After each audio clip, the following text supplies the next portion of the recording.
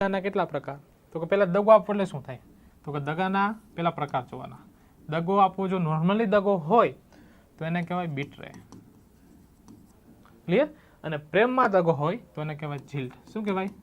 જીલ્ટ. જીલ્ટા.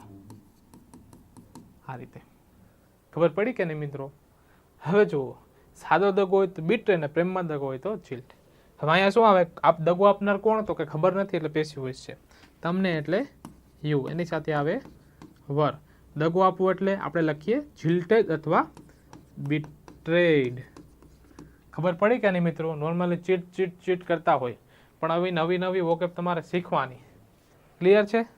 ચલો, આ વાક્ય થઈ ગયા આપણા અમારા તરફથી. દગાના કેટલા પ્રકાર?